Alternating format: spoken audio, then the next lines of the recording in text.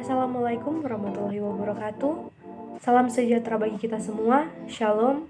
Om Swastiastu, Namo Buddhaya, salam kebajikan. Pada saat ini saya akan mengulas buku, tetapi sebelum itu saya akan memperkenalkan diri terlebih dahulu. Perkenalkan, nama saya Freddy Novalia Rompas dengan NIM 210811020015 dari kelas Ganjil, Program Studi Ilmu Administrasi Bisnis, Universitas Samratulangi Manado. Pada saat ini saya akan memenuhi tugas dari mata kuliah Bahasa Indonesia dengan dosen pengampu Ibu Dr. Randa Jain Imbang M.Hum dan Ibu Sofia A.P. Sambul MSI.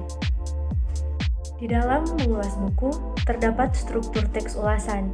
Di dalam struktur teks ulasan juga terbagi menjadi 5, yaitu identitas buku, orientasi, tafsiran isi, evaluasi, dan juga rangkuman. Kita masuk pada identitas buku.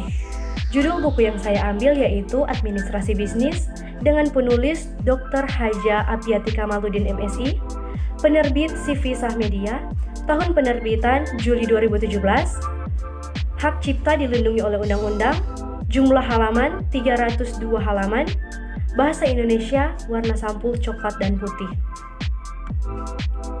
Kita masuk pada orientasi. Dr. Haja Apiati Kamaludin MSI lahir di Parepare 5 September 1953. Anak dari pasangan Haji Kamaludin dengan Haja Mulyani, menamatkan pendidikan dasar di SD Negeri 15, pendidikan menengah pertama di SMP Negeri 4, dan pendidikan menengah atas di SMA Negeri 1 Makassar. Kemudian melanjutkan pendidikan S1 pada Fakultas Pertanian Unhas, S2 pada Administrasi Publik Unhas, dan S3 pada Ilmu Pertanian Unhas. Apiati Kamaludin menulis buku ini agar dapat menambah wawasan bagi para pembaca yang ingin belajar tentang dasar dalam bisnis maupun untuk belajar lebih dalam lagi tentang dunia bisnis. Karena administrasi memiliki peran terhadap tercapainya kelancaran suatu usaha. Kita masuk pada tafsiran isi.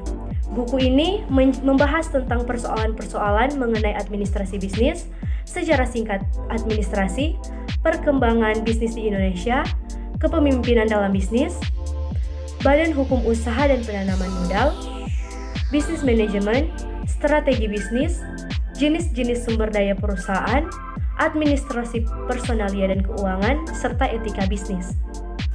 Buku ini juga memaparkan tentang pemahaman yang tepat tentang peranan administrasi bisnis dalam kehidupan modern, yang bergantung pada definisi yang digunakan sebagai titik tolak berpikir. Pada administrasi memiliki ruang lingkup yakni menghimpun, mencatat, mengolah, mengirim, dan menyimpan yang berguna dan memiliki fungsi yang baik dalam usaha. Buku ini juga memberitahu kita tentang pengertian bisnis yang adalah suatu organisasi yang menjual barang atau layanan pada customer atau bisnis lainnya untuk memperoleh laba. Mengenai administrasi, dapat dijelaskan bahwa administrasi merupakan subsistem dari sistem administrasi. Organisasi yang bekerja sama dengan subsistem lain membentuk suatu tujuan. Di dalam ini bahwa administrasi dapat diartikan dalam arti luas dan dalam arti sempit. Dalam buku ini juga terdapat 10 bab. Pada bab 1, penulis menjelaskan tentang administrasi bisnis yang meliputi pengertian administrasi bisnis, jenis-jenis bisnis, pola pikir seorang bisnisman, lingkungan dan organisasi bisnis, faktor-faktor yang terkait dalam bisnis internasional. Pada bab 2, penulis menjelaskan tentang sejarah singkat administrasi yang meliputi sarana-sarana administrasi, unsur-unsur administrasi, dan unsur atau sarana manajemen. Pada bab 3, penulis menjelaskan tentang perkembangan bisnis di Indonesia yang meliputi istilah dan pengertian perniagaan, sejarah perkembangan perniagaan, pengertian bisnis, dan pengertian bisnis menurut para ahli. Pada bab 4, penulis menjelaskan tentang kepemimpinan bisnis yang meliputi motivasi, kepemimpinan, manajemen dan kepemimpinan bisnis, dan seterusnya. Pada bab 5, penulis menjelaskan tentang badan hukum usaha dan penanaman modal, yang meliputi subjek hukum, bentuk-bentuk badan hukum, PT sebagai kelompok usaha, dan perusahaan negara.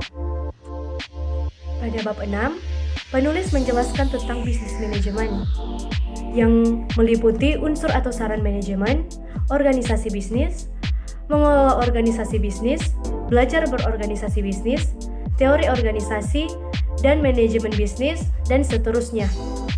Pada bab 7, penulis menjelaskan tentang strategi bisnis, yang meliputi pengertian strategi, pengertian bisnis, pengertian strategi bisnis, macam-macam strategi, strategi bisnis, perumusan strategi, hierarki perencanaan, target pemasaran dan segmentasi pasar, dan seterusnya. Pada bab 8, penulis menjelaskan tentang jenis-jenis sumber daya perusahaan, yang meliputi sistem informasi dalam proses manajemen, informasi sebagai nadi perusahaan, informasi bagi manajer, tanggung jawab dan kebutuhan informasi berdasarkan tingkatan manajer, dan sumber daya yang dibutuhkan dalam mendukung proses produksi.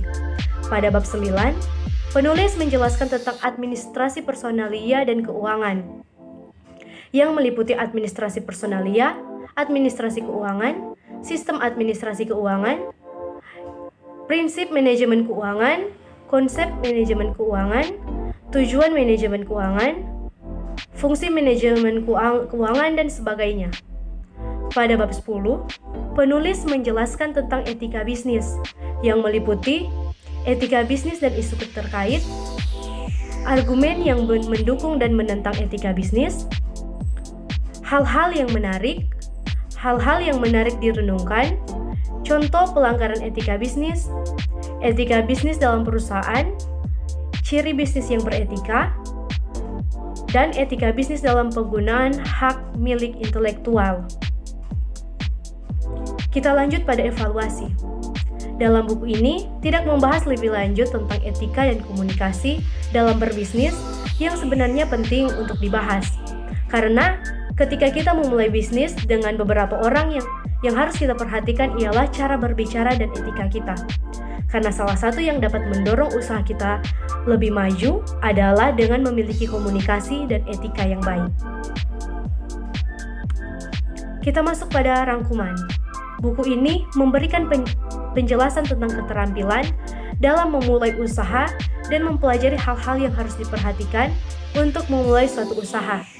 Dengan pembahasannya yang menarik, dapat memotivasi para pembacanya untuk lebih membuka pikiran yang luas dan kreatif untuk usaha yang akan dibangun. Namun, diharapkan para pembaca agar tidak menjadi ambisius dalam berbisnis tanpa memperhatikan perilaku atau etika dalam menjelaskan wirausaha.